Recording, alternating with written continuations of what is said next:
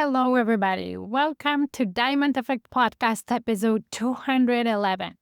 This one is for my fellow high achievers and productivity guilt. Very often, the hustle culture, the being constantly on and taking pride in not taking time off on vacation is being glorified, but some big names out there. But this episode is for those of you who are high achievers and have been running in the pattern of the more I work, the more success I get.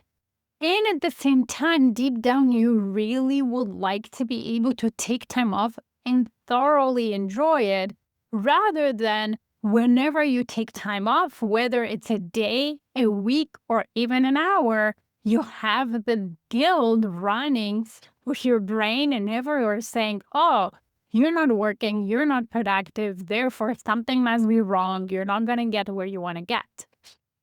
I coach a couple of my clients recently about it. I've been myself dealing through it and working through it because this is not how I want to run my business and my life through constant hustle. Yes, I am a high achiever. Yes, I'm very ambitious. I have big vision and plans to grow my business.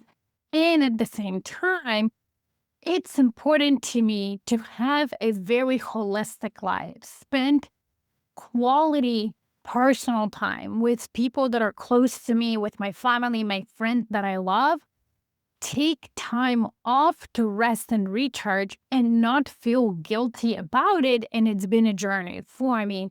So I want to share a little bit of my journey. I want to normalize the fact that even though you might be feeling productivity guilt right now whenever you try to take time off, that does not have to be that way. And if you do want to lead your life more sustainably in a more balanced way, you can get there. And I'll show you today how. So let's start with my own story. I definitely was raised in a culture and environment where being productive, and I'm not saying effective, but doing something was more welcome than sitting on the couch and doing nothing, where that being busy, doing something productive or helpful was glorified, worth taking time off and enjoying it, not as much. Even my own grandmother, I remember when she was visiting us with my grandpa for holidays like Christmas or Easter and so on, she would always keep herself busy, help my mom with the meals, with cleaning and so on, which was great. But then when it came to the time to enjoy an afternoon on a Christmas day or a Sunday after the meals and the dishes were done, my grandma could not sit longer than 5 minutes. Very often, I remember her sitting for 5 minutes, getting all impatient and hurrying my grandpa to start getting ready and get home.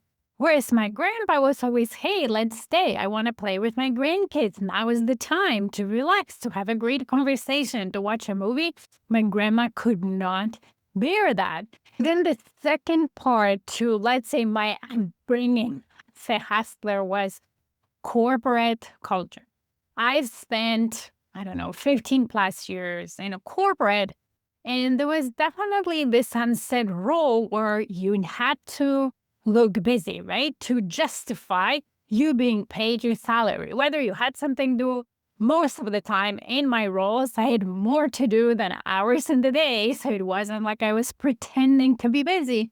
But sitting in the office, 8 to 6 or 7 to 7 or whatever it was at the time, put me in that habit of constantly working, habit of eating at my desk, never taking a break, not having enough time and thinking that I'm always busy, that I'm not in control of my schedule, which then required intentional breaking of that habit when I started my own business and also the way I felt about it. So then when you layer on my own high achiever personality, for me wanting to do well, me wanting to accomplish a lot of things, having big goals and big vision, when you layer all of that on, I definitely used to feel weird when I had time off, whether it was weekends, going on vacation. I enjoy to travel, but it used to take me days, sometimes even almost the whole week of vacation, to actually feel relaxed and calm and start truly enjoying the time and not have my head spinning like, oh, I should be doing this, I should be doing that. Maybe I should have worked on that. And usually those habits are founded on beliefs that we developed over time and never questioned. One of mine was that not working meant waste of time. Not feeling like I'm productive, like I'm participating, meant waste of time. And I had to break that, and I had to change my beliefs and shift them to be able to see rest and recharge and time off as something not only needed in my life to live a well-balanced life, but almost like a necessity for me to even accomplish my professional goal. Let me share with you 3 aha moments and sort of transformations of beliefs that helped me ditch productivity guilt, as one of my clients called it, and also at the end, a 5-step process to help you do the same if that's what you want. So the first one was understanding the science of effectiveness and productivity. And that came with high performance coaching that I did at some point after I burned out in my corporate world. And I'm really driven by understanding how we operate as human, how our brain operates, the science behind it, and so on. Ultimately, we are the most effective, probably for the short period of maximum 6 hours a day, whether they're first thing in the morning for you or whether they're afternoon. As human beings, we really can be effective, meaning we can focus well and we can be productive within the time. It's about 6 hours a day. After that, we just get tired. Our productivity and effectiveness drops. Therefore, it takes us much longer to complete tasks. We're not as creative. Our ideas are not as good. So you could be working very effectively in a focused way 6 hours and do more and accomplish more than somebody who's working for 12. That was truly a light bulb moment for me, because as I then realized that and started observing the way I was throughout the week, I realized it was true even in my case. Sometimes when I was trying to complete a task at the end of the day, it would take me so long because my brain just couldn't focus. When I started not doing that, finishing the day earlier, and then getting to that task first thing in the morning, it would take me 3 times less time to complete the task. The second thing was realizing that not all actions are created equal. There are actions that create a lot of value and a lot of impact in the results that we want to create. And there's busy things that we might be busy and productively doing them, but are not creating the outcomes we want. They're not directly correlated with the results we want. It's not about doing it all. It's about really prioritizing and focusing on the high impact activities that will create everything you want to create in your business or in your career. So that was the second huge aha moment, because so many people try to do it the other way around. They first try to be more productive and more effective with their time, with their never-ending to-do list, without cleaning that list up, without first taking a look, is what I'm trying to do all of it necessary? That all of it is required or brings me closer to my goals? When I realized that first you have to be clear which actions are the most valuable, create most impact, and which actions I need to prioritize and what I need not to do, that 10x my effectiveness and with that productivity.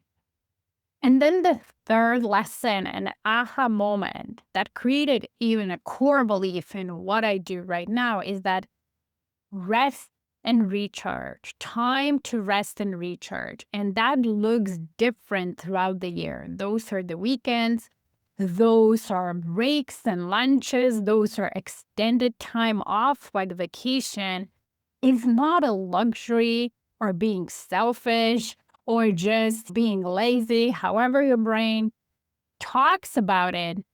Those are necessary for me to accomplish the goals. Those are necessary for me to be a high performer, which means to me being a person who operates at their best because I think at my best, feel at my best, then accomplish actions at my best, and therefore create the best results possible. That taking time off was a necessity to do that. It was a non-negotiable thing that my body needs in order to operate at its best. Understanding that, internalizing that, helped me get rid of productivity guilt because I know now that when I'm taking time off, it's for me not only to enjoy my personal life, but to help me accomplish my goals faster in the professional career. Now, I'm not going to say that getting rid of that guilt is easy. Personally, it took me some time and I'm still working on it. I've been in my business full time for 3.5 years. So it's like fourth summer that I'm just running my business. I don't have corporate job, anything else.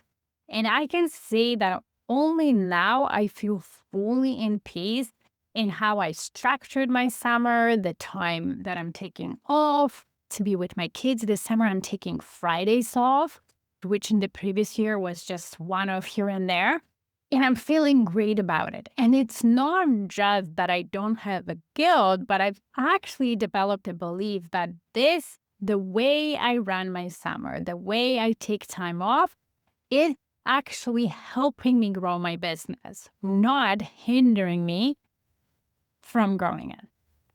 So before I share with you the 5-step process that's helped me to get here, is that it's a process. It might take time, and that's okay. So only because if you're taking vacation now and somehow you're feeling guilty about it or you're not enjoying it as much as you would like to, that does not mean it will never happen.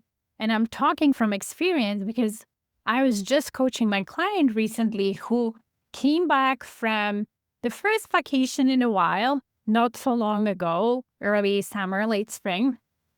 And they took that vacation, but they weren't feeling as good as they wanted to. Better than they used to, hence we coached on it, but not as good as they wanted to.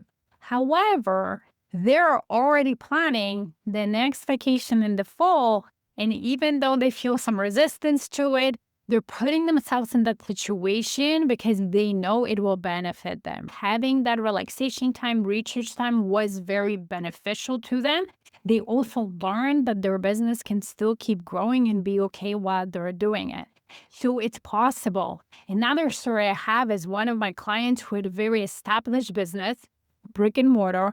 And when I started coaching with them, they did not take any extended time off, any extended vacations for 7 years. They were working till 2 a.m. in the morning, most of the days of the week, really exhausted. And after a year coaching together, not only did their business grow 25% without even switching the location, and even though they were established and known and they thought that they capped their growth potential, not only did the business grow, but my client stopped working to 2 a.m. and worked more regular hours and took amazing vacation, first one in 7 years. So all of it is possible. You just need to allow yourself to go through the process of getting there. So the first step is for you to create time off, no work opportunities to start experiencing not being in the hustle mode and not working. And depending on where you are, that may mean just a weekend or one day off, or it may mean taking extended vacation, something you haven't done in a while. It's okay that it's gonna feel weird for you, that you might not feel at ease with it, but without creating those opportunities and putting yourself in that situation, you will never get to the point where you're actually enjoying it and truly resting and recharging. The second step is once you're in it, you want to notice or how you feel about it, right? So you want to build self-awareness of those feeling of unease, maybe feeling a bit guilty and trying to do something. Like really understand how do you behave and accept that this is normal for a high achiever who's been raised a certain way or has worked and operated a certain way for many years and developed certain habits. There's nothing wrong. It's normal because you want your brain, and also because your brain resists change, right? As human beings, we don't like change. So putting yourself in a different situation, your brain will be like, what's this? I don't know this, therefore I don't like it. So it's okay to feel that. You just want to step two, start noticing it, being curious about it, and accepting it as a normal part of the process. Step three, now you want to start building a proof why being off and enjoying it and not feeling guilty about it is an important thing for you to do, right? So now you want to start showing to your brain, okay, why is this important? So I call it like building a bank of proof for what you want to achieve. So for me, let's say, so in my case, for example, I've noticed that when I have 3 days off in a row and I take time to spend with my husband and my kids, I am more excited to go back to my business on Monday. I don't feel that Monday dread. I am excited to see my clients. I'm excited to do whatever I need to do. So every time I feel that, I pause and intentionally remind myself, see, it's because you had enough rest. It's because you brought more balance into your kind of weekly life, and that's why you feel excited about it. Another thing is realizing that my business can still grow even when I'm off and having fun. My inquiries of clients are still coming in. Clients are paying invoices. There's things that are happening. So noticing that and showing yourself, you see, my business still grows, can build that belief that it's okay for me to be off. I don't need to work 24/7 in order to make certain amount of money or accomplish certain goals. There's things that work for me even when I'm off. Another thing that helps me build that proof of why time off is great and I don't have to feel guilty is just seeing my loved ones enjoy that time and me catching also the moments where I feel amazing and really creating core memories with this, being grateful for those moments, cherishing those moments, make them more so valuable and precious.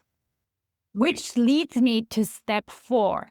As those moments happen, and in the beginning, there might be less of them than there are you sitting in your head feeling guilty about not being productive. But as those moments happen, you want to notice them. You want to pause. You want to cherish them.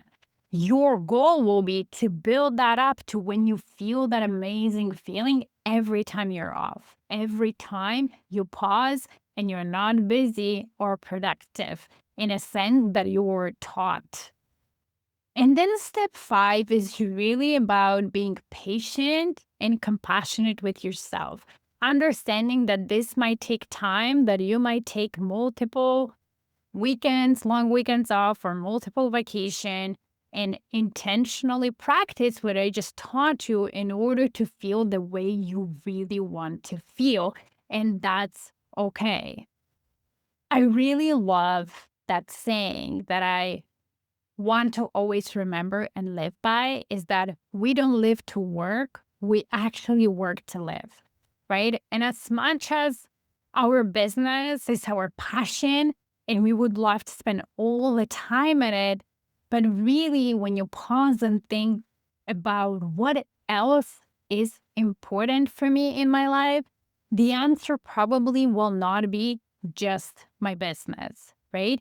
Being intentional about building a holistic life the way you want it, right? The way it doesn't have to be like mine or somebody else's. You get to decide.